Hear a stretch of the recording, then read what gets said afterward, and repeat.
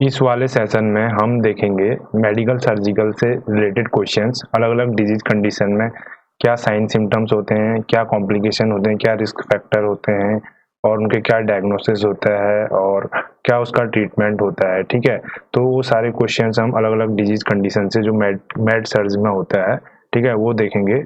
तो आइए हम क्वेश्चन स्टार्ट करते हैं इस सेशन में। तो पहला क्वेश्चन आपके स्क्रीन पर दिख रहा है, how long should you check for breathing while performing CPR. तो सीपीआर, सबसे पहले सीपीआर आपको पता होना चाहिए, कार्डियोपल्मोनरी रिसस्सिटेशन। ठीक है, जब कोई ब्रीदिंग और उसको प्रॉब्लम हो जाती है तो हम क्या करते हैं, कोई अनकॉन्शियस पेशेंट तो सीपीआर। ठीक है, तो इसमें जो है पूछ रहा है कि कितने समय में जो है ब्रीदिंग के लिए चेक करना है। तो उसमें जो है नो लॉन्गर देन 10 सेकेंड जो है करेक्ट होगा। अगर 10 सेकेंड से ज़्यादा वो अगर हो रहा है तो उसमें हम ब्रीदिंग चेक नहीं करेंगे। ठीक है, सीपीआर में हर 10 सेकंड में आपको 10 सेकंड से पहले पहले जो है आपने ब्रीदिंग चेक कर लेनी। ठीक है, कि उसको ब्रीदिंग रिकर हो रही है कि नहीं हो रही। ठीक है, नेक्स्ट है, what is the first emergency action during injury.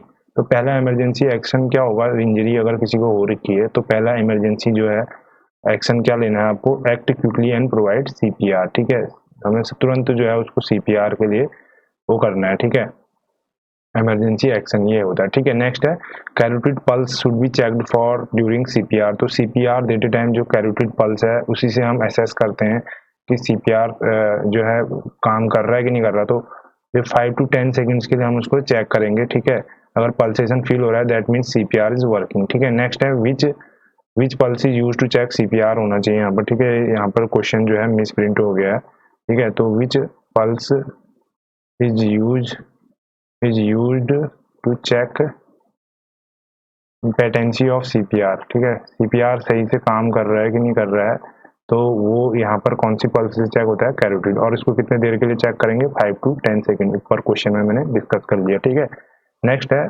Fifth question, what will be the first action if carotid pulse not palpated. ठीक है, अगर कैरोटिड पल्स है, अगर हम उसको पैल्पेट कर रहे हैं तो उसके बाद हम क्या करेंगे, अगर उसको पैल्पेबल नहीं है, फील नहीं हो रही है, तो हम क्या करेंगे, कंप्रेशन करेंगे हार्ट को, कंप्रेशन ऑफ हार्ट देंगे। ठीक है, चेस्ट में हम कंप्रेस करेंगे। ठीक है, और प्रेशर देंगे, उसके बाद हम उसको सीपीआर की प्रक्रिया जो है वो करेंगे। ठीक है, नेक्स्ट है, in case of accident what would you first examine.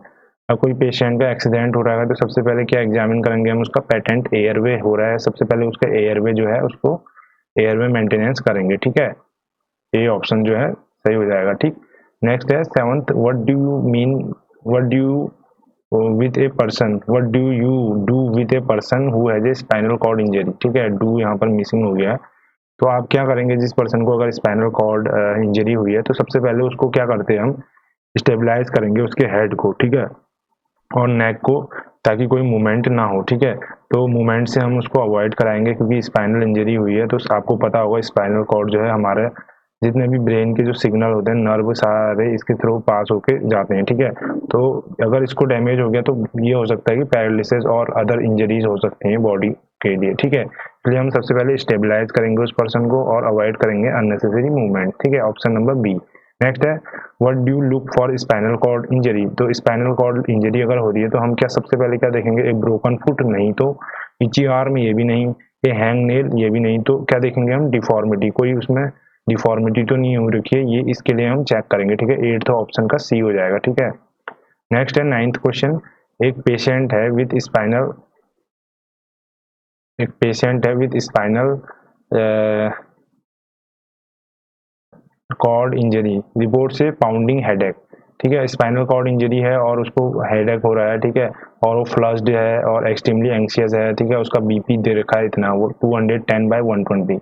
तो कौन सा कॉम्प्लिकेशन इसको सस्पेक्टेड होगा, तो ये होगा ऑटोमेटिक डिसरेफ्लेक्सिया। एक कंडीशन होती है जब हमारी स्पाइनल कॉर्ड इंजरी हो जाती है तो उसमें हमको क्या क्या सिम्टम देखने मिलते हैं, एक रिबाउंडिंग हेडेक हो जाता है, फ्लशिंग स्किन हो जाती है और ब्लड प्रेशर एकदम से बढ़ जाता है। तो ये कॉम्प्लिकेशन हो जाता है स्पाइनल कॉर्ड इंजरी का, that is known as autonomic dysreflexia. ठीक है, इसको याद रखेंगे। हिमीप्लेजिया क्या होता है, जब half of the body paralysis होता है। कोमेटोज मतलब जो अनकॉन्शियस पेशेंट है। पैराप्लेजिया मीन्स, पैरा मीन्स जिसमें 4 लिम्स जो है हमारी वो हो जाती है। ठीक है, नेक्स्ट है 10th question, what do mean by head injury, ठीक है। What do look for a head injury, तो हेड इंजरी में सबसे पहले हम क्या देखते हैं, कोई स्काल्पल वुंड तो नहीं हुआ है। स्काल्प होता है ना, हमारा हेड होता है, पहले हेयर होता है, फिर हेयर स्काल्प होता है, देन हमारे हेड स्टार्ट होता है, ठीक है। तो सबसे पहले हम क्या देखते हैं, हेड स्काल्प देखेंगे कि उसमें कोई वुंड, कोई घाव तो नहीं है, ठीक है, उसको लिए ऑब्जर्व करेंगे, ठीक है।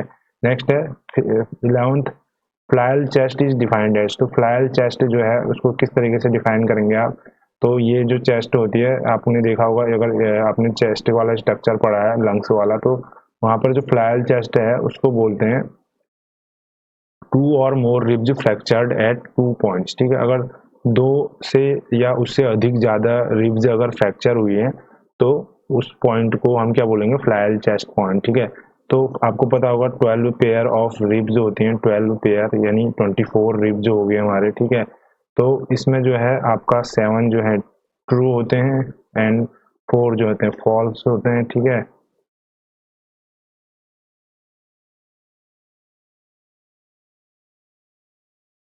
और माफ़ कीजिएगा, मुझे थोड़ा मिस्टेक लग रही है इस पर, तो आप करेक्ट कर लीजिएगा कमेंट पर, ठीक है। 12 ऐसे पेयर होते हैं रिब्स के, उसमें 8 ट्रू होते हैं और 4 फॉल्स होते हैं, कुछ इस टाइप से है, ठीक है। उसमें भी दो जो 11th और 12th है वो फ्रीली फ्लोटिंग बोलते हैं, ठीक है। तो ये आप उसको कमेंट में मेंशन कर दीजिए ताकि सभी लोग करेक्ट हो जाएं, ठीक है। नेक्स्ट है 12th question, what can cause a closed pneumothorax, तो क्लोज्ड न्यूमोथोरैक्स किस में होता है, न्यूमोथोरैक्स यानी Numa means lungs and thorax, ठीक है। तो न्यूमो मीन्स जो है अगर एयर अगर भर जाती है थोरैक्सिक कैविटी में यानी लंग्स में, तो उसको न्यूमोथोरैक्स, तो किससे होता है, what can cause a closed pneumothorax, ये होता है ब्लंट अगर ट्रॉमा है, यानी कोई धारदार हमने चीज से जो है वो कर रखा है, ठीक है, इंजरी हो रही है, तो उसमें जो है न्यूमोथोरैक्स होने के चांसेस रहते हैं, ठीक है। Next 13th question, when should the chest drain be remove, तो चेस्ट ड्रेन कब रिमूव होना चाहिए, जब 12 से 24 घंटे हो जाएं और उसके बाद कोई accumulation of air in the drain ना दिखे, तो तब जो है हमने चेस्ट ड्रेन को रिमूव कर लेना है, ठीक है। After 12 to 24 hours when no further accumulation of air जो है ड्रेन में नहीं दिख रहा है, ठीक है, तब करेंगे, ठीक है। नेक्स्ट है 14 question, how obtain should head of observation be recorded on a patient with pneumothorax, तो कोई पेशेंट है न्यूमोथोरैक्स, या न्यूमोथोरैक्स मैंने बता चुका हूँ आपको, एयर जो है प्लूरल कैविटी में आ जाती है, ठीक है। किस कारण आती है, ब्लंट ट्रॉमा से, और कब रिमूव करते हैं, 12 से 24 घंटे के भीतर, जब कोई उसमें एकुमुलेशन ऑफ एयर ना दिखाई दे, ठीक है, ड्रेन पाइप में। तो इसमें क्या ऑब्जर्वेशन करना है, हमने कितने टाइम लिए ऑब्जर्वेशन करना है, एवरी 4 आवर, ठीक है, एवरी 4 आवर लिए हमने ऑब्जर्व करना है पेशेंट को, ठीक। नेक्स्ट है व्हाट कॉजेज ऑफ न्यूमोथोरैक्स, तो न्यूमोथोरैक्स का क्या कॉज है, मैंने बोल दिया, न्यूमोथोरैक्स की जो डेफिनेशन है वही की accumulation of air in thoracic cavity, blunt trauma है उसके कारण होता है, ठीक है। नेक्स्ट है what is not principle of compound fracture treatment, compound fracture होता है, फ्रैक्चर क्या होता है, break in the continuity of brain of bone, sorry, break in continuity of bone, ठीक है। तो बोन की कंटिन्यूटी में ब्रेक हो जाना उसको बोलते हैं फ्रैक्चर, ठीक है। तो ये बहुत तरीके का होता है, ओपन होता है, क्लोज्ड होता है, ग्रीन स्टिक होता है, ठीक है। उसी प्रकार से कम्यूटेटेड होता है, कंपाउंड होता है, ठीक है। सारे आपने पढ़े होंगे फर्स्ट एड वाले चैप्टर में, ठीक है, और बोन वाले चैप्टर में भी पढ़ा होगा। तो इसमें क्या कह रहा है, कौन सा ऐसा प्रिंसिपल नहीं है कंपाउंड फ्रैक्चर के ट्रीटमेंट में, ठीक है। तो सबसे ये principle, no tendon repair, aggressive antibiotic cover और वुंड डिब्राइडमेंट, ये सारे जो हैं उसके यूज होते हैं, ठीक है, फ्रैक्चर ट्रीटमेंट में। जो इमीडिएट वुंड क्लोजर है ये वाला यूज नहीं होता है, ठीक है, ये ट्रीटमेंट में कंपाउंड फ्रैक्चर के नहीं होता है, ठीक है। कंपाउंड फ्रैक्चर मीन्स जब एक से ज्यादा जो है, कंपाउंड मीन्स मैनी, जो दो या दो से ज्यादा हैं, तो दो या दो से ज्यादा अगर बोन्स वहां पर ब्रेकआउट हो रखी हैं तो कंपाउंड फ्रैक्चर हो जाएगा, ठीक है। नेक्स्ट, जैसे रोड ट्रैफिक एक्सीडेंट में कंपाउंड फ्रैक्चर देखने को मिलता है, या ठीक है, या स्पोर्ट्स इंजरी में, ठीक है। नेक्स्ट है 17th question, the goal of splinting are, तो स्प्लिंटिंग के क्या गोल्स होते हैं ये पूछ रहा है, ठीक है, तो उसको ऊपर कर लेते हैं। स्प्लिंटिंग क्या होती है, स्प्लिंट बात है ना हम, तो स्प्लिंट मतलब जो कि ऐसा, जैसे कोई पट्टी होगी या कुछ हम ऐसा बांध देते हैं, तो जिससे क्या होता है, अननेसेसरी जो मूवमेंट है वो अवॉइड हो जाएगा, ठीक है, अननेसेसरी जो मूवमेंट है वो अवॉइड हो जाएगा, ठीक है, उसे हम बोलते हैं स्प्लिंट, ठीक है। तो स्प्लिंट का रोल होता है कि कोई भी जो इंजरी वाला पार्ट है उसको जो है इमोबिलाइज कर सके हम, या उसका जो है मूवमेंट जो है हम उसको पर्टिकुलर मूवमेंट में वो कर सकें, ठीक है, ठीक है। इमोबिलाइजेशन एंड मोबिलाइजेशन दोनों के लिए होता है, ठीक है। गोल्स ऑफ स्प्रिंग या तो पर्टिकुलर जो सपोज किसी की शोल्डर सॉकेट से ब्रो जो हो रखा है, डिसलोकेशन हो रखा है, ठीक है, तो वहाँ पर हम स्प्रिंट यूज करेंगे, ठीक है। तो स्प्रिंट यूज करके हमारा क्या होगा कि एक तो सपोर्ट प्रोवाइड करेगा, इमोबिलाइज हो जाएगा, ठीक है, और पर्टिकुलर डायरेक्शन में ही वो मूव करेगा, ठीक है। तो both the aspect should be done, ठीक है। नेक्स्ट है 18th question, when designing a template for a sprint it is important to, तो कोई भी अगर हम स्प्रिंट का टेम्पलेट, तो hold the pen perpendicular to the paper, make creases before removing the hand, make bony landmark before removing the hand. तो ये सारे जो है किसी को भी हम स्प्रिंट बांध रहे हैं तो क्योंकि उसके बाद तो इमोबिलाइज हो जाएगा ना वो, फिर उसके बाद हम उसको तभी निकालेंगे जब थोड़ा बहुत उसमें रिकवरी हमें दिख रही है या जब अर्जेंटली हो, ठीक है। तो उसके लिए सबसे पहले हमने ये सारी चीज़ें देख लेनी है कि हाँ हमने उसमें कोई क्रीजेस नहीं होनी चाहिए, ठीक है। जहाँ पर बोनी वाला एरिया हो रहा है तो वहाँ पर हमने उसको किस तरीके से बैंड करना है, ठीक है, वो सारी चीज़ें हमने उसमें देख लेनी, ठीक है। तो D all of the above हो जाएगा, ठीक है। नेक्स्ट 19वां क्वेश्चन है, splint will not be effective in if, देखिए स्प्लिंट कब इफेक्टिव नहीं होगा, जब क्या होगा, ऑप्शन ए जो है ये भी सही है और बी भी सही है, ठीक है। तो बोथ ए एंड बी इसके देख ले, ऑप्शन देख लेते हैं। Patient is complaining when splint is on, ठीक है, जब पेशेंट को कंप्लेन कर रहा है कि प्रॉब्लम हो रही है उसको स्प्लिंट लगाने से, ठीक है, एक तो तब इफेक्टिव नहीं होगा, ठीक है। और when the splint is not keeping the hand in correct position, और दूसरा तब कि वो स्प्लिंट आपने बांधा है लेकिन इतना लूज है कि वो जिस पर्पज के लिए आपने बांधा था पोजीशन उसको देने के लिए वो नहीं हो पा रहा, ठीक है। तो इस केसेस में जो है स्प्लिंट जो है जो उसका जो पर्पज है वो सॉल्व नहीं हो पाएगा, ठीक है। हमने किस लिए लगाया था, ताकि मूवमेंट रेस्ट्रिक्ट रहे, पोजीशन में रहे, जो हड्डी टूटी है वो जुड़ जाए, ठीक है, या मांसपेशियों में जो खिंचाव आया है वो खिंचाव जो है कम हो सके, ठीक है। नेक्स्ट है 20वां प्रश्न है, डोज ऑफ रेबीज वैक्सीन, तो रेबीज आपको पता होगा 0.5 ml जो है IM इंजेक्शन में दिया जाता है, ठीक है। और रेबीज जो इंजेक्शन है इसका 0, देन आफ्टर इस तरीके से 0, फिर 3, फिर आपका 7, फिर 14, फिर 28, इस तरीके से इसमें डोज का होता है, ठीक है, अगर सबक्यूटेनियस डोज दे रहे हैं, ठीक है। अदरवाइज जो अगर IM दे रहे हैं तो शायद इसमें 2 या 3 डोजेज लगती हैं, ठीक है। नेक्स्ट क्वेश्चन है 21st है, the first thing you should do if you are beaten by a dog, तो कभी भी डॉग बाइट होती है तो सबसे पहले हम उसमें क्या करते हैं कि जो भी जहाँ पर भी आपको काटा है सबसे पहले वो वॉश करेंगे, जो वुंड है उसको माइल्ड सोप और रनिंग वाटर से 5 मिनट के लिए, देन हम उसके बाद हॉस्पिटलाइज हो जाएंगे, ठीक है। उसके बाद वहाँ जो भी हमें TT लगना है या वहाँ पर पट्टी होनी है या आपका रेबीज इंजेक्शन लगना है, वो सारी और जो मेडिकेशन है उसके अकॉर्डिंग हम फिजिशियन के अकॉर्डिंग चलेंगे, ठीक है। नेक्स्ट है व्हाट कॉजेज रेबीज, तो रेबीज आपको पता है रेबीज रेबाइडो वायरस से होता है, RABIDO रेबाइडो वायरस, ठीक है, रेबीज, ठीक है। और ये कहाँ पर किसके उसमें होता है, 23वां प्रश्न देखिए, रेबीज जो है सलाइवा में जो है ये वाला वायरस रेबाइडो वायरस, ठीक है, लासा वायरस भी होता है इसका, ठीक है। तो ये सलाइवा में जिस भी जो एनिमल है मोस्टली उसके बाइट से होता है, चाहे वो आप रेट हो, डॉग हो, कैट हो, मंकी हो, ठीक है, उसके बाइट से रेबीज होता है, ठीक है। तो उसके सलाइवा में ये वायरस पाया जाता है, ठीक है।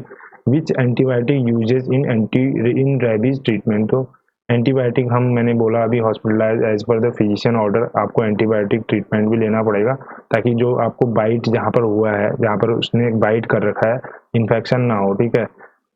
तो इन्फेक्शन को रोकने के लिए हम कैप्सूल जो है एमपी क्लॉक्स जो है ये वाली जो एंटीबायोटिक है ये देंगे, ठीक है, एमपी क्लॉक्स, ठीक है।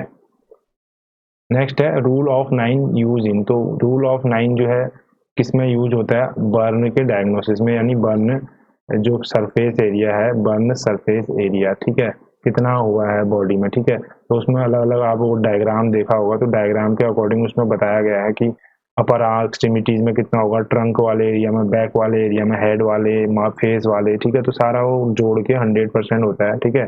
तो उस बेसिस पर कंडीशन बेस्ड क्वेश्चन भी आ जाते हैं। सपोज कि कोई पेशेंट है उसका अगर बहुत लेग आर्म जो है बर्न हो रखे हैं, प्लस आपको जेनाइटल एरिया में भी बर्न है, तो कितना परसेंटेज होगा, तो ये आपको निकालना आना चाहिए, ठीक है। तो इसलिए उसके लिए आपको जो डायग्राम है वो याद होना चाहिए, ठीक है। नेक्स्ट क्वेश्चन करेंगे, question number 26, if burn blisters you should break the blister and apply petroleum jelly, leave the blister alone unless the break the blister and apply bandage, तो अगर ब्लिस्टर है, तो वो कहाँ पर आपको स्किन में बर्न हो गया, ठीक है, वहाँ पर भी ब्लिस्टर आ जाते हैं, ठीक है। तो ब्लिस्टर को क्या करना चाहिए, हमने हमेशा जो है उनको कभी भी छेड़ना नहीं चाहिए, ठीक है। तो उसको जैसा जहाँ पर ब्लिस्टर हो रहा है उसको लीव द ब्लिस्टर अलोन, ठीक है, वहाँ पर वैसे ही रहने देना है और उसको खुद ब खुद हील होने देना है, ठीक है। उसको जबरदस्ती छेड़ के निकालना नहीं है, उखेड़ना नहीं है, ठीक है। अदरवाइज क्या होगा कि फिर से दोबारा वहाँ पर उसको रिकवरी होने में टाइम लगेगा, ठीक है। नेक्स्ट है 27 क्वेश्चन, आई डिजीज जो है इनमें से कौन सी है। तो गैस्ट्राइटिस जो है आपकी जीआई ट्रैक्ट यानी स्टोमक के संबंधित है, जिसमें कि स्टोमक का जो है इन्फ्लामेशन हो जाता है। ओटाइटिस मीडिया आपकी ईयर की है, ठीक है, मिडिल ईयर का इन्फ्लेमेशन। कार्बनकल जो है आपका जनरली स्किन का जो है वो है, ठीक है, कार्बनकल्स हो जाते हैं ना, जो जेनाइटल एरियाज में ज़्यादा होते हैं, ठीक है। तो स्टाई जो है इसमें जो है आई डिजीज मानी जाएगी, ए जो ऑप्शन है ये सही हो जाएगा, ठीक है, स्टाई, ठीक है, ये इन्फ्लामेशन होता है आई का, ठीक है, तो स्टाई बोलते हैं इसे, ठीक है। नेक्स्ट है 28th कॉजेज ऑफ ट्रैकोमा, ठीक है। ट्रैकोमा का जो कॉज है आपको क्लैमाइडिया ट्रैकोमा है, ठीक है। और ठीक है, जो सेफ वाली जो स्ट्रेटेजी है वो हम ट्रैकोमा के ट्रीटमेंट में यूज करते हैं, ठीक है, सेफ वाली, ठीक है, तो ये पता होना चाहिए, ठीक है। नेक्स्ट है इन्फ्लामेशन ऑफ कॉर्निया। तो कॉर्निया का जो इन्फ्लामेशन है वो क्या कहलाता है, कीरेटाइटिस, ठीक है। उसी प्रकार से कंजक्टिवा का कंजक्टिवाइटिस। ग्लूकोमा तो आपको पता है जब इंट्राओकुलर प्रेशर जो है इंक्रीज हो जाता है आई में, तो वो जो है ग्लूकोमा की कंडीशन होती है, ठीक है। नेक्स्ट है 30th question, tetracycline ointment and doxycycline used for which eye disease. तो टेट्रासाइक्लिन और डॉक्सीसाइक्लिन जो हम यूज करेंगे आई कौन से ट्रैकोमा जो में जो यूज है, जो कि क्लेमाइडिया ट्रैकोमा से होता है, तो उसमें ये दो ड्रग हम यूज करते हैं, ठीक है। एक तो टेट्रासाइक्लिन ऑइंटमेंट और दूसरा डॉक्सीसाइक्लिन साइक्लिन, ठीक है। नेक्स्ट है 31st, Rinne Rinne's tuning fork test done in, ठीक है। तो रीनेज जो ट्यूनिंग फॉक टेस्ट है ये किसमें जो है आपको, ट्यूनिंग फॉक जो भी टेस्ट होगा हियरिंग कंडक्शन और हियरिंग के लिए यूज होगा, ठीक है। तो ये डायग्नोसिस, ये ईयर डिसऑर्डर तो नहीं है, उसके डायग्नोसिस के लिए होगा, ठीक है। रेनेस टेस्ट, ठीक है। एक और होता है वेबर टेस्ट, इसमें एक होता है कंडक्शन टेस्ट होता है, एक होता है हियरिंग टेस्ट, ठीक है। तो ये आपके ये क्वेश्चन हैं, आपको अच्छा लग रहा है तो वीडियो को लाइक जरूर करते हैं, और आप कमेंट में अगर कहीं पर डाउट होता है तो कमेंट में कमेंट कीजिए, ठीक है, कमेंट बॉक्स का भी यूज कीजिए, ठीक है। चलिए कुछ और क्वेश्चंस हम देख लेते हैं मेडिकल सर्जिकल से, ठीक है। तो इसमें क्वेश्चन आपका दिख रहा होगा स्क्रीन पर। तो mid line neck swelling is called, ठीक है, मिड लाइन होगा ये, MID होगा, ठीक है। मिड लाइन जो नेक स्वेलिंग है उसको बोलते हैं हम थायरोग्लोसल सिस्ट, ठीक है, थायरोग्लोसल सिस्ट बोला जाता है उसके मिड लाइन अगर नेक स्वेलिंग है, ठीक है। नेक्स्ट है sinister lump in the breast is seen first. तो जो सिनिस्टर लंप होता है, इस टाइप के जो लंप होते हैं जनरली ब्रेस्ट में, आपके जो ब्रेस्ट कैंसर आजकल बहुत कॉमन है, तो उसके जो लंप हैं स्टार्टिंग में जो है 25 से 30 साल की जो उम्र होती है फीमेल्स में, उस टाइम ये फर्स्टली दिखते हैं, ठीक है। नेक्स्ट है ऑस्टियोसार्कोमा इज नोन एज। तो ऑस्टियोसार्कोमा किसका कैंसर माना जाता है, बोन का, ठीक है। Osteo means bone and sarcoma mean cancer, तो बोन का जो कैंसर होता है उसको ऑस्टियोसार्कोमा बोलते हैं, ठीक है। नेक्स्ट है which of the following factors would most likely be a primary cause of haemorrhoids, ठीक है। तो हेमिरॉइड्स होते हैं यानी जिसमें कि ब्लीडिंग आपकी स्टूल से और मतलब क्या कहते हैं आपका वेन्स जो है प्रोट्यूड हो जाते हैं, ठीक है, आफ्टर रेक्टल एरिया, ठीक है। तो कभी कभी इसमें ब्लीडिंग भी दिखती है, तो ठीक है, तो हेमोरॉइड्स काफ़ी कॉमन प्रॉब्लम है, तो जो है would most likely be a primary cause of haemorrhoid. तो अगर ये वेजाइनल डिलीवरी अगर हुई है 3 या उससे ज़्यादा, तो उसके बाद जो है हेमोरॉइड्स होने के बहुत चांसेस रहते हैं, ठीक है। 3 से ज़्यादा वेजाइनल डिलीवरी अगर हो चुकी है एक फीमेल की, ठीक है, तो ये रिस्क फैक्टर में आता है, ठीक। नेक्स्ट है 5th जो क्वेश्चन है, client educating should include, client जो एजुकेशन है should include minimizing client for discomfort due to haemorrhoid.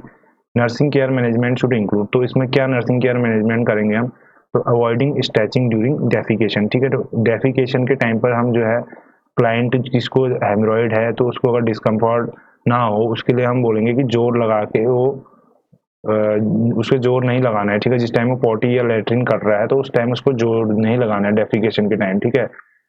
Next है sixth question, which position would be ideal for client in the early post operative period after haemorrhoidectomy. ठीक है, हेमिरॉइडेक्टमी मतलब देखिए एक्टमी यहाँ पर भी लगेगा, रिमूवल हो जाता है तो रिमूवल ऑफ हेमरॉइड्स, यानी जो एक्सेस ऑफ वेन्स जो प्रोट्यूड हो रहे थे वहाँ पर हमारे रेक्टल एरिया से, तो उसको हम क्या कर देंगे, एक्टमी यानी कट डाउन करके रिमूव कर देंगे। ठीक है, तो इसमें क्या करना है, क्वेश्चन ये पूछ रहा है हमसे विच कौन सा पोजीशन होगा अर्ली जो पोस्ट ऑपरेटिव पीरियड है, यानी आफ्टर हमने हेमरॉइडेक्टमी कर ली है, ठीक है, उसका हेमरॉइड ठीक कर दिया है, ठीक है, तो पोस्ट ऑपरेटिव है वो हेमरॉइडेक्टमी, तो उसको साइड लाइन पोजिशन हमने देना है। ठीक है, तो पोजीशन से आपके सवाल बनते हैं, जैसे कोई सर्जिकल कंडीशन या कोई सर्जरी हुई है तो उस पर्टिकुलर पोजीशन, कौन सी पोजीशन में वो सर्जरी होती है, और आफ्टर पोस्ट ऑपरेटिवली हमने कौन से उसमें उस पोजीशन को रखना है। ठीक है, तो सर ये पोजीशन से क्वेश्चन आपके आते हैं, तो ये आपको कॉन्सेप्ट बैठा होना चाहिए। ठीक है, नेक्स्ट है सेवंथ,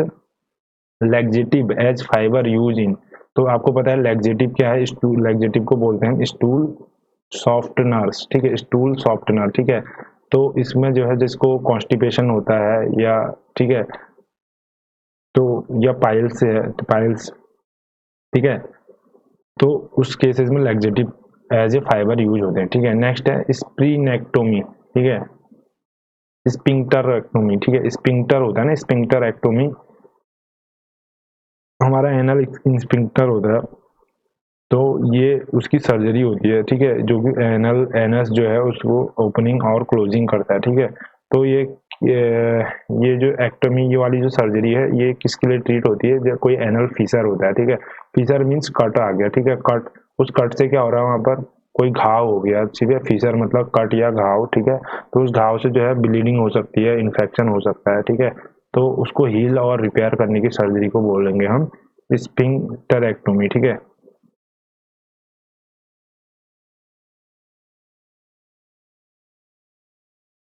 अब देखते हैं the most common hernia in females is. तो फीमेल्स में जो मोस्ट कॉमन हर्निया होता है वो कौन सा होता है, इनडायरेक्ट इंग्वाइनल हर्निया। ठीक है, इनडायरेक्ट इंग्वाइनल हर्निया होता है। ठीक है, most common hernia in females is indirect inguinal hernia. ठीक है, हर्निया क्या है, protrusion of organ from its cavity, यानी अपनी जो कैविटी है उसमें ना रह होके वो बाहर किसी और उसको कैविटी में आ गया है, या वहां से अपनी जगह से वो डिस्प्लेस हो गया है। ठीक है, उसको बोलेंगे हर्निया। ठीक है, और ये जनरली क्यों होता है, जैसे आफ्टर ऑपरेशन जो है वहाँ की मसल्स क्या हो जाती है, वीक हो जाती हैं, या आप ओबीस है, ठीक है, या कहीं पर कोई इंजरी हो गई है, तो उस कारण हर्निया जनरली देखा जाता है। ठीक है, तो मोस्ट कॉमन जो हर्निया फीमेल्स में है इनडायरेक्ट इनग्वाइनल हर्निया है। ठीक है, नेक्स्ट है 10th question, the nerve most commonly injured in laparoscopic pre peritoneal inguinal hernia repair is. तो जो नर्व मोस्ट कॉमनली जो इंजर्ड होती है लेप्रोस्कोपिक, आजकल जो कि दूरबीन द्वारा आजकल सारे ऑपरेशन होते हैं, तो ये इंग्वाइनल हर्निया रिपेयर, इसको हम जो है जेनाइटो फीमोरल जो नर्व है उसको सबसे ज़्यादा जो है ये इंजरी होती है लेप्रोस्कोपिक विधि से, अगर हम किसी का इंग्वाइनल हर्निया रिपेयर कर दें। ठीक है, नेक्स्ट है 11th question, of the following which one of the following is to regard hydrocele. ठीक है, हाइड्रोसील मतलब accumulation of fluid, accumulation of fluid हो जाएगा। ठीक है, कहाँ पर, हाइड्रोसील। ठीक है, ये आपका स्कॉटरम में, ठीक है, या टेस्टिस में, ठीक है, ये मेल्स में होता है। ठीक है, तो इसमें जो है हाइड्रोसील जब पानी भर जाता है उसमें फ्लूइड एक्युमुलेशन हो जाता है तो हाइड्रोसील की कंडीशन हो जाती है। ठीक है, तो ये इस कंडीशन में करेक्ट कौन सा है, ठीक है, तो ये अगर हाइड्रोसील हो रहा है तो ये डेफिनेट सी बात है, ये मैलिग्नेंसी का एक साइन भी हो सकता है। ठीक है, अदरवाइज अदर जो ऑप्शन है, ये obtain severe pain should always have a confirmatory ultrasound, they all need to be drained और ऑपरेटेड अपॉन, ये ये जरूरी नहीं है। ठीक है, ये मेन जो इसमें प्रायोरिटी होगी कि they may be associated with malignancy. ठीक है, अपने ऑप्शन कई बार जो है सेल्फ अपने विवेक से जो है चयन भी करना पड़ता है। ठीक है, जरूरी नहीं है, कई बार किताबी ज्ञान तो आपके पास है लेकिन कई बार आपको प्रैक्टिकल वे से भी थिंकिंग करके आंसर निकालना पड़ता है। ठीक है, नेक्स्ट है इंफ्लामेशन ऑफ टेस्टिस। ठीक है, टेस्टिस है यहाँ पर, नॉट टेस्ट। ठीक है, तो टेस्टिस के इन्फ्लामेशन को क्या कहते हैं हम, आपका ऑर्काइटिस। ठीक है, ऑप्शन ए हो गया। ठीक है, हाइड्रोसील में बता चुका हूँ, हर्निया में बता चुका हूँ, वेरिकोसील होगा, वेरिकोसील। ठीक है, तो ये थोड़ा यहाँ पर स्पेलिंग मिस्टेक हो रही है, इसको आप माइंड मत कीजिएगा, ठीक है। आपको मैं बोल रहा हूँ तो आप just listen to me and उसको करेक्ट कर लीजिए, ठीक है। और जो इम्पोर्टेंट लग रहा है वो नोट भी करते रहिए, ठीक है, तभी ये इफेक्टिव हो पाएगा। और जैसे क्लास आपकी लगती है तो उसको उस टाइम देखिए, उसके बाद जब आप उसको फिनिश हो जाती है उसको फिर शाम के टाइम पर रिवाइज कर लिया, इसलिए ये होगा कि आपका जो कॉन्सेप्ट है वो बैठ जाएगा और एग्जाम में आपको कंफ्यूजन नहीं होगा, आप आसानी से क्वेश्चन कर पाएंगे, ठीक है। नेक्स्ट है 13th question, in patient who developed documented episode of deep venous thrombosis the most significant long term is. तो जो मोस्ट जो डीवीटी होता है ना, डीप वेनस थ्रोम्बोसिस बोलते हैं जिसे, तो पेशेंट है उसको डेवलप हुआ है, ठीक है, डीवीटी हुआ है, ठीक है। तो उसमें मोस्ट सिग्निफिकेंट लॉन्ग टर्म में जो क्या डॉक्यूमेंटेशन हमने करना है, तो उसमें देखिए आपको एक रिकरेंट जो फूट इन्फेक्शन है ये आपको उसमें बार बार देखने को मिलेगा, ठीक है, जो डीप वेन थ्रोम्बोसिस वाले उस पेशेंट है, ठीक है। नेक्स्ट है pressure ulcer are characterized as. तो प्रेशर अल्सर के कई नाम होते हैं, ये नाम सेकेंडरी नेम आपको आने चाहिए।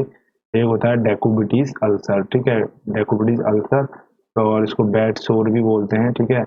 ये क्या होता है, जो बेड रिडन पेशेंट होते हैं, ठीक है, कोमाटाइज पेशेंट होता है या एक्सीडेंटल जिसको इंजरी हुई है, ठीक है, तो काफ़ी लंबे टाइम तक जो बेड पर रहता है तो क्या होता है, मूवमेंट नहीं होता, सर्कुलेशन नहीं होता, प्रेशर पड़ता है आपके उस पर, और बोनी प्रोमिनेंस के कारण क्या होता है वहाँ की जो टिश्यू है नेक्रोसिस हो जाती है, तो उस कारण जो है वहाँ पर अल्सर हो जाते हैं, ठीक है। तो ये जो है ये क्रोनिक प्रेशर अल्सर को क्रोनिक वुंड भी कहा जा सकता है, ठीक है। और इसके सेकंड नेम ये भी याद रखिए, कई बार ये भी पूछता है, ठीक है। तो नेक्स्ट है 15th, a good way to assist your patient's pressure ulcer risk is to use the Braden scale for predicting pressure sore risk, ठीक है। तो ये यहाँ पर से एक क्वेश्चन और बन जाता है आपका कि प्रेशर सोर को एसेस करने के लिए कौन सा स्केल यूज हो जाता है, तो आपको बोलेंगे ब्रैंडन होता है, ठीक है। यहाँ ब्रॉन्डन लिख दिए, गलत, ये स्पेलिंग मिस्टेक हो गई थी। तो ब्रैंडन स्केल होता है, ठीक है, ब्रैंडन स्केल जो है यूज होता है प्रेशर अल्सर्स को ट्रीट करने के लिए, ठीक है। नेक्स्ट क्वेश्चन है मतलब प्रिडिक्ट करने के लिए कि कितने डिग्री का ये होगा, ठीक है, उस हिसाब से आप उसमें फिर केयर और मैनेज करेंगे उसको, ठीक है। नेक्स्ट है 16 question, which of the following intervention is most appropriate for bed ridden patients, ठीक है। कोई बेड रिडन पेशेंट है तो उनको अगर आपने देखना बेड रिडन पेशेंट मैंने बोला उसमें क्या रिस्क फैक्टर रहता है, आपको हमेशा याद रखना है प्रेशर सो का प्री एस, ठीक है। तो उनको क्या करना है, उनकी जो या तो रोज उसमें आपको ऑब्जर्व करना पड़ेगा, ठीक है, क्योंकि आप बेड मेकिंग तो करनी ही करनी है, साथ साथ में उनको जो है रिपल या एयर मैट्रिसेस भी आप प्रोवाइड करेंगे ताकि जो प्रेशर है वो उतना ज़्यादा ना पड़े आपके जो मसल्स हैं या बोन्स पे है, ठीक है। साथ साथ आप वहाँ पर मसाजिंग और वो जो स्किन है उसको ड्राई रखेंगे। आप ये पूरा जब थ्योरी पढ़ोगे ना तो आपको काफ़ी अच्छा इसमें पॉइंट्स मिल जाएंगे, तो क्वेश्चन आपको एग्जामिनर कैसे ही पूछेगा तो आप उसको बना ले जाएंगे, ठीक है। तो यहाँ पर ऑप्शन डी जो है इस केस में सही हो जाएगा, ठीक है। नेक्स्ट क्वेश्चन देखते हैं, what is the most common reason of patient develop pressure ulcer. तो मोस्ट कॉमन जो रीजन है जहाँ पर प्रेशर अल्सर होता है तो वो है रीजन होना चाहिए था यहाँ पर, ठीक है, रीजन, मोस्ट कॉमन रीजन एक कारण क्या होता है, इमोबिलिटी, ठीक है। पेशेंट बेड पर पड़ा है तो पड़ा है, ठीक है, तो कहीं सर्कुलेशन नहीं होता, प्रेशर आपके मसल्स और बोन्स के कारण वहाँ पर जो नर्व है और जो वेसल्स है वो डैमेज हो जाती है, ठीक है, अल्टीमेटली, ठीक। तो इमोबिलिटी नहीं होनी चाहिए, ठीक है। बेड रिडन पेशेंट है उसको एक्टिव पैसिव एक्सरसाइज आपने पढ़ी है तो वो भी आप उसको करा सकते हैं, तो वो भी एक मेथड है प्रेशर सोर्स को अवॉइड करने का, ठीक है। नेक्स्ट है 18th, what are the most common site of pressure ulcer. तो प्रेशर अल्सर देखिए जहाँ जहाँ पर आपके प्रेशर पड़ने के, जैसे कोई आदमी लेटा हुआ है तो कहाँ कहाँ पर उसके प्रेशर पड़ सकता है, एक तो सैक्रम वाला रीजन, ठीक है, दूसरा नी वाला रीजन, ठीक है, एल्बो और हिप। तो ये 4-5 एरिया हैं जहाँ पर आपके प्रेशर सोर्स डेवलप होने के चांसेस रहते हैं, ठीक है। तो ऑप्शन नंबर सी जो है करेक्ट हो जाएगा, ठीक।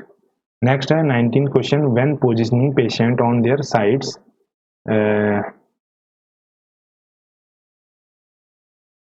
You should do the following, ठीक है। तो जैसे पेशेंट को हमने साइडवेज अगर वो करना है, लेटाना है या सुलाना है, ठीक है, तो हमने उसमें क्या करना है कि जो पेशेंट है उसको पोजीशन करेंगे 30 डिग्री एंगल पर ताकि जो है प्रेशर जो है वो डायरेक्टली मिडिल ऑफ बटक्स पर ना आए, ठीक है। मतलब डायरेक्टली आपका जो है बटक्स पर ना पड़ के मिडिल ऑफ बटक्स में जाए, उसके लिए क्या करेंगे 30 डिग्री एंगल पर हम उसको साइड लाइन पोजिशन में लेटाएंगे, ठीक है। नेक्स्ट है which of the following is not directly related with Buerger's disease, ठीक है। तो ये बर्जियस डिजीज में क्या क्या हमको sign symptom S by S मिलता है वो देखना है। तो पुअर टॉलरेंस मिलेगी और थ्रम्बो एंजाइनेटिस ऑब्लिटेरियंस, ठीक है, और क्लाउडिकेशन, ठीक है। तो इन जो टर्म्स हैं, इन टर्म्स के लिए आप जो है, अब मैंने कई बार आपको ये अपने वीडियोस में कहा है कि आपके पास मेडिकल डिक्शनरी अवश्य अनिवार्य रूप से होनी चाहिए, ठीक है। कई बार डायरेक्टली ये जो टर्म है इसी से क्वेश्चन बना देगा, ठीक है। तो ये आपको अगर जैसे अभी क्वेश्चन आ रहा है तो आपको तुरंत वहां पर, अगर आपने पढ़ा है तो वहां पर आपको वो होना चाहिए, ठीक है। तो उसको नोट डाउन भी कर लीजिए, ठीक है, ये आपका होमवर्क रहेगा, ठीक है। ये बर्जियस डिजीज में जो है नाइट स्वेट नहीं देखने को मिलता है, ठीक है, नॉट डायरेक्टली रिलेटेड। बाकी ये सारी चीजें इसमें देखने को मिलती हैं, ठीक है। नेक्स्ट है 21st question, why why might hearing loss occur during an ear infection, ठीक है। तो हियरिंग लॉस जो है ईयर इन्फेक्शन अगर हो रहा है तो डेफिनेट सी बात है वो क्या करेगा, ईयर में जो है प्रॉब्लम करेगा हियरिंग में, ठीक है। तो उससे क्या है, अगर ट्रीटमेंट प्रॉपरली नहीं लोगे तो क्या हो सकता है, हियरिंग लॉस। तो ये क्यों होता है, क्योंकि देखिए जो इन्फेक्शन होगा तो इन्फेक्शन का मतलब है पस बनेगा वहां पर। तो पस बनने से क्या होगा, तो हमारे जो ईयर जो ड्रम है उसकी जो वाइब्रेशन है, क्योंकि आपको पता है हमारे जो साउंड जो भी हम सुनते हैं तो वहाँ पर ईयर ड्रम होता है, तो वाइब्रेट करके उसके बाद नर्व्स वहाँ पर जाके वो आपके ब्रेन तक मैसेज पहुंचाते हैं, उसके बाद हम उसको डिकोड कर पाते हैं कि क्या बोल रहा है, ठीक है। तो वहाँ पर पस डेवलप हो रहा है तो ईयर जो ड्रम है उस पर वाइब्रेशन पर असर पड़ेगा और उसकी वाइब्रेशन कम हो जाएंगी, जिस कारण जो है हियरिंग लॉस अकर होगा इन लॉन्ग टर्म, ठीक है। नेक्स्ट है 22 question, what are the symptoms and of an ear infection. तो ईयर इन्फेक्शन है किसी को तो उसके क्या सिम्टम्स होंगे। सबसे पहला सिम्टम होगा उसको ट्रबल होगा, हियरिंग एंड फीवर होगा, ठीक है। हियरिंग में उसको सुनने में दिक्कत होगी और उसको बुखार होगा, ठीक है। उसके साथ साथ उसको नाक से जो है उसका फ्लूइड ड्रेनेज और डिजीनेस होगी, उसको चक्कर जैसे महसूस होंगे, ठीक है, और कंजेशन ईयर लगेगा, ठीक है। उसको ऐसा लगेगा कि ना कान में जो है मेरे कुछ मतलब वो मतलब फंसा पड़ा है, ठीक है।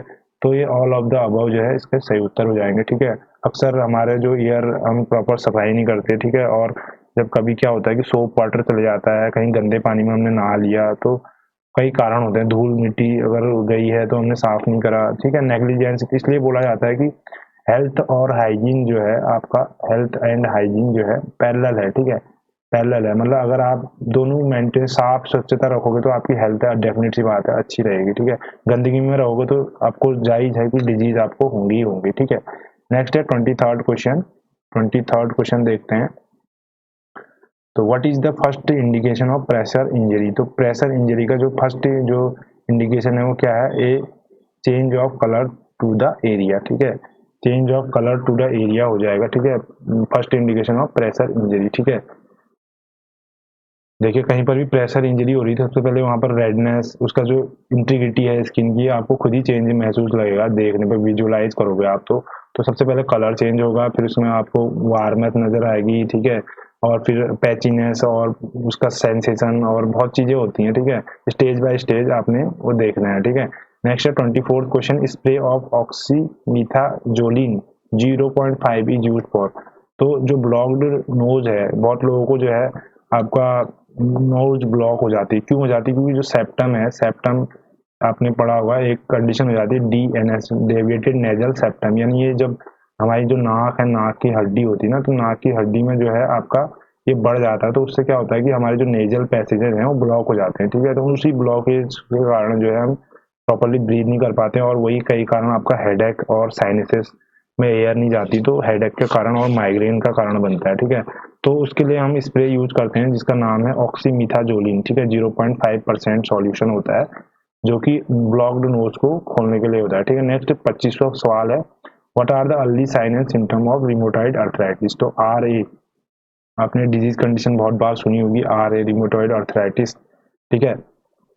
तो ये आपको इसमें जो है क्या क्या देखने को मिलता है अर्ली साइन और सिम्टम, सबसे पहले joint pain, tenderness, redness, swelling, ठीक है।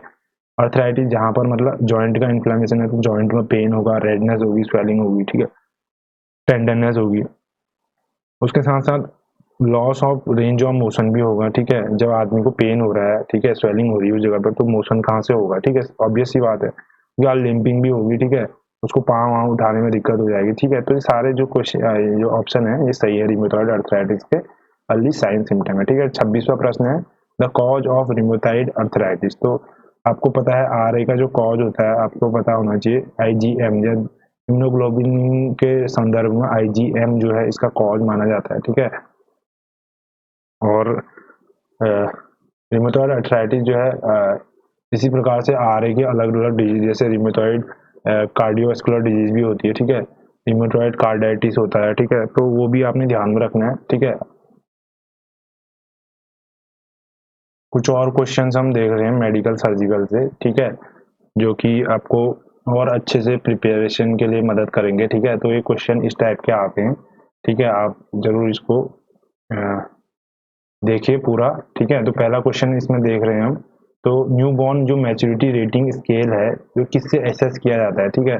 तो ये बेलार्ड स्कोर होता है, न्यू बेलार्ड स्कोर से हम मैच्योरिटी स्केल देखते हैं कोई भी न्यूबॉर्न है उसका, ठीक है। नेक्स्ट इसमें है following are immediate essential care to be provided at preterm baby. तो प्री टर्म बेबी पहले आपको ये दिमाग में आना चाहिए कि जो less than 37 week of gestation हुआ है प्री टर्म कहलाएगा, ठीक है। तो सबसे इसेंशियल केयर क्या होगी, उसको जो है हम क्या करेंगे हाइपोथर्मिया से बचाने के लिए उसको वार्मथ यानी टेम्परेचर मेंटेनेंस करेंगे, सबसे पहले ये प्रायोरिटी रहेगी, ठीक है। नेक्स्ट है थर्ड क्वेश्चन है at what temperature hypothermia occur to the newborn. तो हाइपोथर्मिया जो है 92 डिग्री से 94 डिग्री ये टेम्परेचर माना जाता है, यानी बिलो 95 डिग्री फ़ारेनहाइट अगर है किसी का टेम्परेचर बेबी का तो क्या माना जाएगा हाइपोथर्मिया में, ठीक है। और हाइपरथर्मिया मतलब जब टेम्परेचर जो है नॉर्मल जो है 98.6 डिग्री फ़ारेनहाइट है, ठीक है। अगर इससे आपका थोड़ा सा भी ऊपर हो रहा है तो फीवर की कंडीशन आती है, लेकिन हाइपरथर्मिया 100 डिग्री फ़ारेनहाइट के ऊपर माना जाता है, ठीक है। नेक्स्ट है फोर्थ क्वेश्चन ए ट्रैकियो इसोफिजियल फिस्टुला यानी TEF बोलते हैं इसे, ठीक है। ट्रैकियो इसोफिजियल फिस्टुला यानी TEF, ठीक है, should be suspected in a neonate immediately after birth if one of the three following is present, ठीक है। तो अगर TEF किसी को है तो इसमें से क्या जो है आपको देखने को मिलेगा, तो जो है एक्सेस अमाउंट ऑफ सलाइवा जो है उसके मुंह में देखने को मिलेगा, क्योंकि फिस्टुला मतलब क्या होता है एबनॉर्मल जो कनेक्शन है, ठीक है।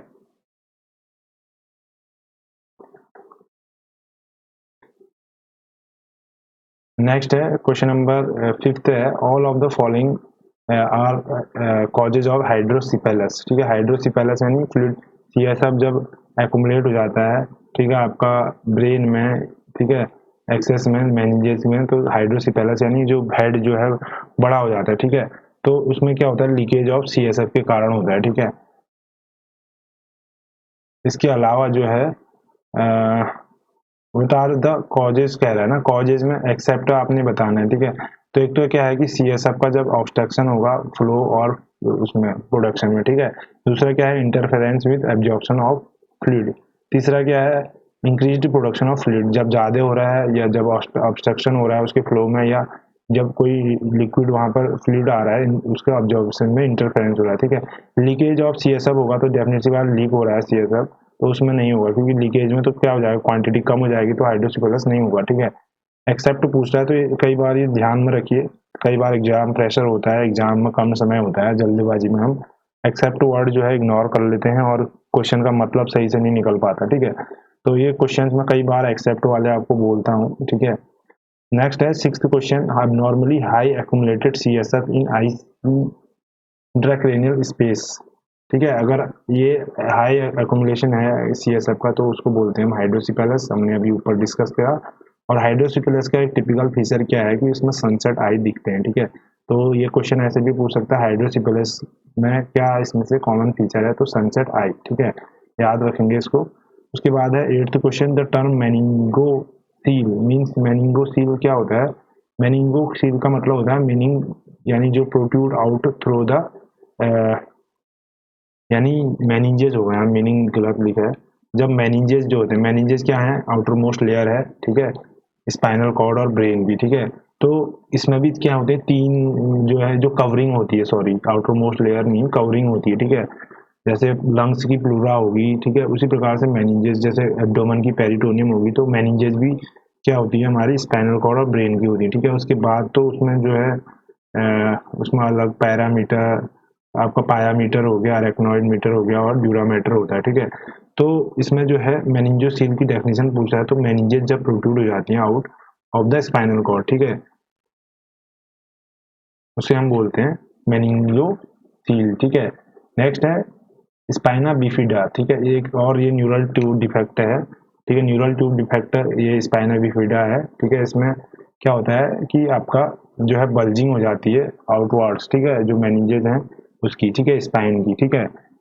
तो ये जो है आपका न्यूरल ट्यूब डिफेक्ट जो है, अगर आप जो है प्रेगनेंसी में एएनसी में जो है सेकंड ट्राइमेस्टर के बाद जो है अगर वो जो है महिला जो है आईएफए नहीं ले रही, यानी आयरन फॉलिक एसिड की कमी से जो है ये देखने को मिलता है, ठीक है।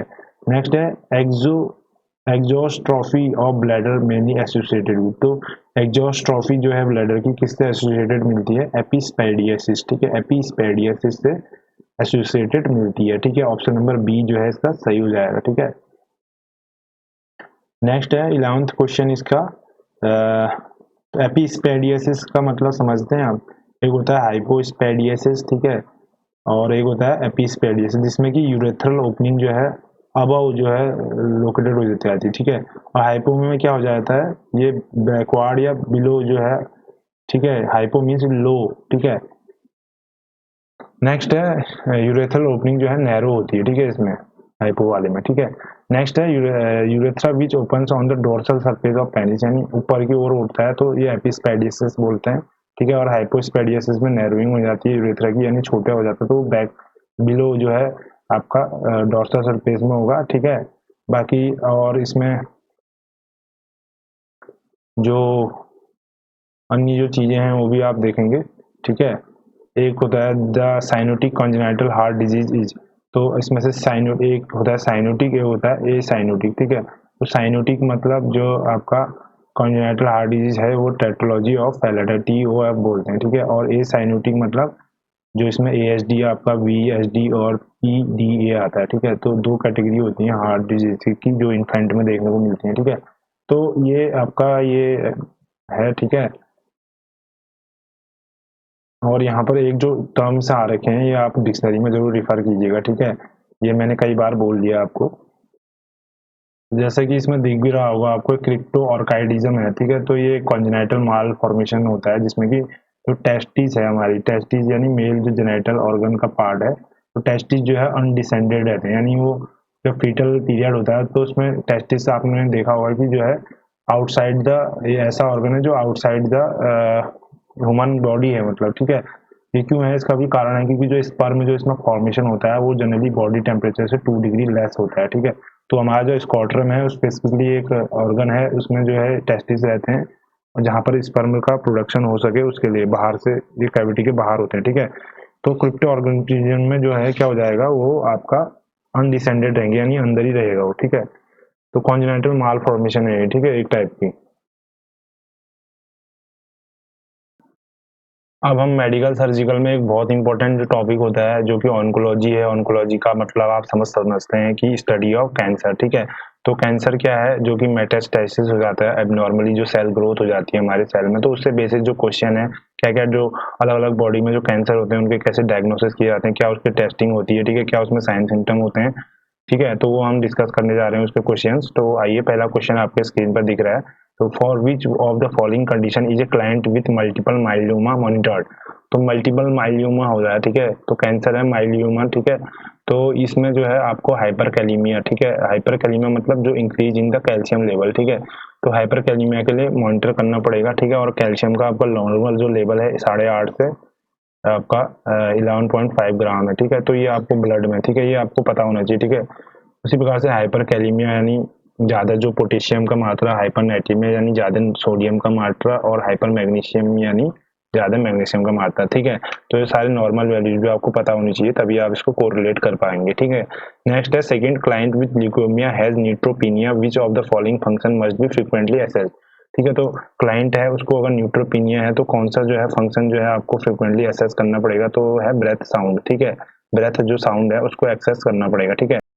नेक्स्ट क्वेश्चन कर देते हैं, which of the following statement is correct about the rate of cell growth in relation to chemotherapy, तो कीमोथेरेपी जो है आपको पता होगा, जिसमें ये कैंसर के ट्रीटमेंट के लिए यूज होती है। तो इसमें जो है जो फास्टर ग्रोइंग सेल हैं ये जो है ज़्यादा ससेप्टेबल होते हैं कीमोथेरेपी से, ठीक है। तो ये वाला जो है करेक्ट स्टेटमेंट है, ठीक है। रेस्ट ऑल आर इनकरेक्ट, ठीक है। नेक्स्ट है fourth, at the time of diagnosis of Hodgkin जो लिम्फोमा होता है, हॉडकिंग जो लिम्फोमा होता है, which of the following area is obtained. तो इसमें जो कौन सा एरिया इन्वॉल्व होता है वो है नेक वाला, ठीक है, डायग्नोसिस में, ठीक है। नेक्स्ट है fifth question, which of the following lab values is expected for a client just diagnose with chronic lymphatic leukaemia.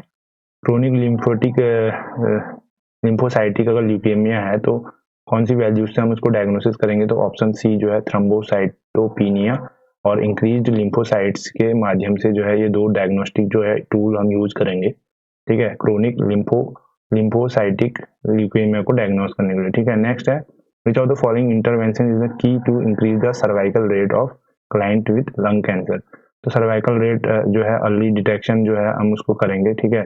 की इंटरवेंशन है अगर कोई सर्वाइकल जो रेट है, ठीक है, और क्लाइंट अगर लंग कैंसर हो रखा है उसको पहले से, तो उसका जो सर्वाइकल कैंसर होने का जो चांसेस है तो उसमें अर्ली डिटेक्शन हम पहले कर लेंगे, ठीक है। क्योंकि मेटास्टेसिस हो जाता है ना कैंसर, जैसे कोई बॉडी में हो गया जहाँ से, तो फिर क्या करता है, मेटास्टाइज करता है नियर बाई जो ऑर्गन है, सेल्स है, टिश्यूज है, ठीक है।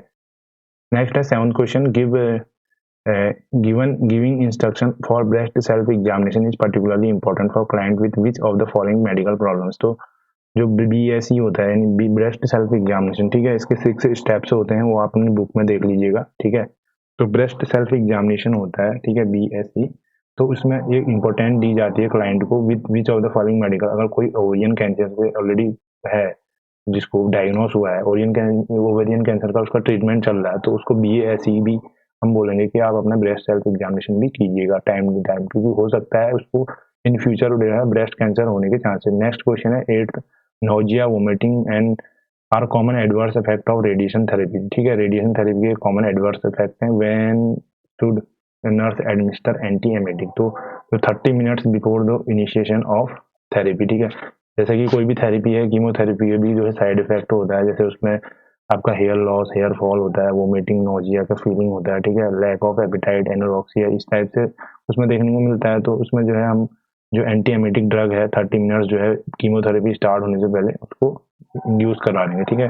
नेक्स्ट है in which of the following disease would bone marrow transplantation not be indicated in a new diagnosed client, ठीक है। तो बोन मैरो BMT होता है ना, BMT बोन मैरो ट्रांसप्लांटेशन करते हैं, कोई जैसे ब्लड कैंसर हो गया तो उस केसेस में ये देखने को मिलता है, ठीक है। तो BMT जो है not to be indicated in a new diagnosed client, अगर वो उसमें किस में इंडिकेट नहीं करेंगे, देखिए क्रोनिक माइलियोड ल्यूकेमिया में करेंगे, सीवियर एप्लास्टिक एनीमिया में करेंगे, सीवियर कंबाइंड इम्यूनोडेफिशिएंसी में करेंगे, लेकिन जो एक्यूट अगर लिम्फोसाइटिक ल्यूकेमिया है उसमें जो है इंडिकेट नहीं करेंगे, ठीक है। अगर BMT जो बोन मैरो ट्रांसप्लांट अगर न्यूली डायग्नोस्ड कोई क्लाइंट है उसमें हम BMT नहीं करेंगे एक्यूट लिम्फोसाइटिक ल्यूकेमिया वाले, ठीक है। नेक्स्ट है 10th, which of the following is a risk factor of developing breast cancer, ठीक है। ब्रेस्ट कैंसर का जो है सबसे जो रिस्क फैक्टर जो है कि अगर कोई प्रेगनेंसी है, नली पैरस अगर वुमेन है, नो प्रेगनेंसी के लिए कौन सा टर्म यूज होता है, नली पैरस, ठीक है। नली पैरस अगर वो है वुमेन तो उसको जो है ब्रेस्ट कैंसर होने के जो है चांसेस होते हैं। इसके अलावा और भी बहुत सारे कारण होते हैं, ठीक है, स्मोकिंग, जैसे जेनेटिक हिस्ट्री है, फैमिली हिस्ट्री है, ठीक है, तो एज फैक्टर भी है, ठीक है, तो और हार्मोनल इम्बैलेंस भी है, ठीक है, बहुत सारी चीजें हैं, ठीक है। नेक्स्ट है 11th, which of the following is high risk factor of bladder cancer. तो ब्लैडर कैंसर का सबसे ज्यादा उनको खतरा रहता है जो कि सिगरेट स्मोकिंग करते हैं। वैसे सिगरेट स्मोकिंग में जो है कार्सिनोजेंस बहुत ज्यादा होते हैं, स्मोकिंग जो सिगरेट्स है, तो उसमें जो है आपको वैसे भी अवॉइड करना चाहिए, ठीक है। तो ब्लैडर कैंसर जो है सिगरेट स्मोकिंग, हर टाइप के कैंसर में स्मोकिंग और अल्कोहल और ये कॉमन से जो है ये रहते हैं रिस्क फैक्टर, ठीक है। नेक्स्ट है 12th, which of the following is suggested surgical intervention for a cancer of prostate. तो प्रोस्टेट का कैंसर जो है रेडियल प्रोस्टेक्टमी जो है उसमें हम करने की, ठीक है, सर्जिकल इंटरवेंशन यानी रेडियल प्रोस्टेक्टमी का मतलब है कि रेडियल पार्ट उसको हम रिमूव कर लेंगे, ठीक है। नेक्स्ट है 13, nurse is teaching client who suspect that he has lump in her breast. तो लंप अगर ब्रेस्ट में है, एक नर्स उसको सस्पेक्ट कर रही है, कोई क्लाइंट है, nurse instruct the client that diagnosis of breast cancer is confirmed है। जब हम देखो एक तो उसको हम विजुअली हम देख रहे हैं, ठीक है, फिर इसको पैल्पेट करके देख रहे हैं। जो फाइनल जो डायग्नोस्टिक जो लैब टेक्निक होगी वो होगी FNA, फाइन नीडल एस्पिरेशन हम उससे करेंगे और उसके बाद उसके टिश्यूज को बायोप्सी के लिए भेजेंगे, ठीक है। तब जाके उसमें हमें पता चलेगा कि एक्चुअल में मेटास्टेसिस हो रहा है, कैंसर सेल वहाँ पर प्रेजेंट है कि नहीं है। 14th क्वेश्चन है ए विथ ट्यूमर लाइसिस सिंड्रोम, ठीक है, कोई ए पर्सन है जो कि ट्यूमर लाइसिस सिंड्रोम है, जो उसको एलोप्यूरिनॉल दिया जा रहा है, ठीक है। Which laboratory value should be the nurse monitor to determine the effectiveness of the medication, यानी कोई क्लाइंट है जो ट्यूमर का है, उसको हम एलोप्यूरिनॉल दे रहे हैं, तो कौन सी ऐसी लैब वैल्यू है जो ये दर्शाएगी कि उसका जो ट्रीटमेंट है वो प्रॉपर इफेक्टिव हो रहा है कि नहीं हो रहा है। तो हम उसमें देखेंगे एलोप्यूरिनॉल जो है यूरिक एसिड लेवल उसका चेक करेंगे, और यूरिक एसिड लेवल में हम देखेंगे लैब वैल्यूज, उसको हम कंपेयर करेंगे, उसके बाद हम डिटरमाइन करेंगे कि whether the treatment is going in the right direction or not, ठीक है। Next 15 question, which information noted by the nurse reviewing the laboratory result of a patient who is receiving chemotherapy is most important to report to the healthcare provider। तो ये question क्या कह रहा है कि कौन सा ऐसा नर्सिंग रिव्यू लेबोरेटरी रिजल्ट्स का है, लैब रिपोर्ट्स का है कोई पेशेंट का जो कि कीमोथेरेपी रिसीव कर रहा है, जो कि इंपॉर्टेंट होगा हमारे हेल्थ केयर प्रोवाइड करने में, ठीक है। तो WBC अगर काउंट जो है, ये देखिए आप इसमें ऑप्शन देख लीजिए पहले, तो इसमें है HB लेवल अगर 10 ग्राम का होगा तो ये कोई इंडिकेटर है, नहीं है। WBC इंडिकेटर हो रहा है क्योंकि इसमें बहुत ही लो वैल्यूज WBC की आ रही है 1700, ठीक है, जबकि WBC की वैल्यू जो है 4000 से 11000 के बीच में होनी चाहिए, ठीक है। तो बाकी प्लेटलेट्स भी थोड़ा ये कम है, लेकिन एक्चुअल में WBC जो है ये क्या करता है बॉडी में, इम्यून सिस्टम जब लो होता है तो तब जाके एक्टिवेट होता है ना, तो ऑलरेडी इसका कम है, ठीक है। तो इसको हम जो है हेल्थ केयर ये वाली रिपोर्ट का जो वैल्यू है इससे हम और अच्छे इंप्रूव करने की कोशिश करेंगे, ठीक है। नेक्स्ट है commonest carcinoma death of the world is due to cancer of, तो सबसे ज्यादा जो डेथ होती है लंग कैंसर के द्वारा होती है, ठीक है, क्योंकि मोस्टली जो सिगरेट स्मोकिंग है इसके कारण जो है लंग्स को जो है कार्सिनोमा होता है, ठीक है, और ऊपर से पॉल्यूशन और ये सारी चीजें भी रिस्पॉन्सिबल है, ठीक है। नेक्स्ट है 17 question, the diagnosis of cancer in which a sample of tissue is taken and examined under microscope is known as, तो उसको बोलते हैं बायोप्सी, ठीक है। बायोप्सी मतलब क्या है कि टिश्यू का एग्जामिनेशन कर रहे हैं लैब में जाके, फिर देख रहे हैं कि उसमें किस टाइप का वो है, मेटास्टेसिस हो रहा है नहीं हो रहा, ठीक है। तो ये कैंसर के लिए जनरली बायोप्सी की जाती है, ठीक है। हिस्टोलॉजी क्या है, study of tissue, cytology study of cell, ठीक है। तो ये सारे चीजें आपको आनी चाहिए। नेक्स्ट है 18th, use of drug to kill to tumour cell by which cellular function and interfering reproduction is known as, तो इसको बोलते हैं, देखिए drug, chemo means drug, therapy means treatment, तो ड्रग से जो हम कैंसर के जो सेल्स हैं उसको उनके सेल इंटरफेरेंस और फंक्शनिंग को वो कर देते हैं रिड्यूस, तो उसको कीमोथेरेपी बोलते हैं, ठीक है। नेक्स्ट है 19 question, the most important appropriate nursing intervention for a client with प्लूराइटिस caused by cancer और इट्स ट्रीटमेंट इज, तो नर्सिंग इंटरवेंशन हमने देखना है कि प्लूराइटिस है जो कि कैंसर में अक्सर देखा जाता है, तो और उसके ट्रीटमेंट में हम जो भी करेंगे तो उसमें क्या करेंगे, मेडिकेटेड कूल बाथ देंगे। प्लूराइटिस है कि जाएगी स्किन में थोड़ा बहुत आपको इरिटेशन हो जाएगा, ठीक है, ब्रूजिंग आ जाएगी, ठीक है, तो वो चीजें को कम करने के लिए, क्योंकि कीमोथेरेपी लेता है तो जरूरी ये है भी, और रेडिएशन थेरेपी से क्या होता है स्किन में इरिटेशन होता है, ठीक है, तो क्या होता है कि उससे प्लूराइटिस हो जाता है, ठीक है। तो एक अलग टाइप की सेंसिटिविटी हो जाती है एक्टिवेटेड स्किन में, ठीक है, तो उसको कम करेंगे मेडिकेटेड कूल बाथ लेके, ठीक है। नेक्स्ट है how many more times likely smokers to get oral cancer, ठीक है, ये डेफिनेट सी बात है, जो स्मोकिंग करेगा उसको लंग कैंसर भी होगा प्लस जो है ओरल कैंसर भी होने के चांसेस रहते हैं। तो जो 6 टाइम्स जो है ये देखा गया है कि smokers will also get chance of getting oral cancer also, ठीक है, तो ऑप्शन बी जो है करेक्ट हो जाएगा। नेक्स्ट है 21st question, leukoplakia is diagnosed by, तो ल्यूकोप्लेकिया जो है बायोप्सी के द्वारा डायग्नोज किया जाता है, ठीक है। बायोप्सी मैंने बता दिया कि examination of tissue for cancer, ठीक है, इन द लैब, ठीक है। नेक्स्ट है 22 क्वेश्चन, इन्फ्लेमेशन ऑफ ब्रेस्ट इसको बोलते हैं मेस्टाइटिस, ठीक है। बाकी ये जो क्रैक्ड निपल है और ब्रेस्ट इंगॉर्जमेंट है, ब्रेस्ट एब्सिस है, ये भी जो है ब्रेस्ट से रिलेटेड जो है प्रॉब्लम्स होती हैं जो कि फीडिंग वगैरह में देखने को मिलती हैं, ठीक है। नेक्स्ट है sign and symptom of mastitis, तो मेस्टाइटिस जो है इन्फ्लेमेशन ऑफ ब्रेस्ट है, मैंने बताया अभी, तो इसमें क्या है आपको फीवर होगा, ठीक है, पेन होगा और स्वेलिंग होगी ब्रेस्ट में, तो ऑल ऑफ द अबव जो है इसका सही उत्तर हो जाएगा, ठीक है, डी ऑप्शन, ठीक। नेक्स्ट है which of these test effectively screen for cervical screen, तो सर्वाइकल के लिए PAP पैप स्मेयर टेस्ट होता है, ठीक है, तो क्योंकि सर्वाइकल कैंसर आपको पता होगा एचपीवी वायरस के कारण होता है, जो कि ह्यूमन पैपिलोमा वायरस होता है, ठीक है, एचपीवी। ठीक है, ये भी पूछा जाता है कि सर्वाइकल कैंसर के रिस्पॉन्सिबल एचपीवी, ठीक है, एचपीवी वैक्सीन भी लगती है, ठीक है। तो ये पैप स्मेयर टेस्ट होता है, ठीक है। और ईसीजी आपको बताइए, इलेक्ट्रोकार्डियोग्राम, ठीक है, हार्ट के उसके लिए होता है, ठीक है। नेक्स्ट है 25th question, when should women begin pap smear test screening. तो जो है जब 21 साल की अगर कोई फीमेल है, अगर उसको अपने कैंसर से बचाव के लिए जो है पैप स्मेयरिंग टेस्टिंग करनी चाहिए at the age of 21 at the first time. उसके बाद हर 5 साल में उसको रिव्यू करना चाहिए, ठीक है। ये हर कैंसर के लिए लागू होता है। आज की डेट में जो है हमारे काफ़ी ऐसे डिजीजेज हो रहे हैं जो कि नॉन कम्युनिकेबल है, जैसे कैंसर है, डायबिटीज है, और ब्लड प्रेशर है, ओरल कैंसर है, ठीक है, सर्वाइकल है, ब्रेस्ट है। तो इन चीज़ों के लिए, क्योंकि खान पान में काफ़ी चीज़ें चेंजेस हो गई लाइफ स्टाइल में, तो पॉल्यूशन भी है, ठीक है, अडल्ट्रेशन है फूड आर्टिकल्स का, ऊपर से स्ट्रेसफुल लाइफ स्टाइल है, लोग कम सोते हैं, ज़्यादा काम करते हैं, स्क्रीन के सामने रहते हैं, तो बहुत चीज़ें बदल गई हैं। तो उस कारण जो है डिजीजेज भी बढ़ गए हैं। तो टाइमली आपको अपने हेल्थ के लिए अवेयरनेस खुद ही होना पड़ेगा, ठीक है, because health is wealth ultimately, ठीक है। तो ये देखिए सर दोस्तों, एक इसमें हमने डिस्कस करा है अभी, काफ़ी अच्छे क्वेश्चन थे इसमें कैंसर से रिलेटेड, तो काफ़ी आपको नॉलेज मिला होगा इसमें। तो वीडियो को जरूर लाइक कीजिएगा, ठीक है। अगर कहीं पर डाउट रहता है, आपको कुछ और क्वेश्चन क्वेरी करनी है आपको, तो आप कमेंट कीजिएगा, तो वहाँ पर आपको क्लियर करा दिया जाएगा। उससे और लोगों को भी बेनिफिट होता है, ठीक है। साथ साथ में वीडियो को जरूर शेयर कीजिएगा, ठीक है।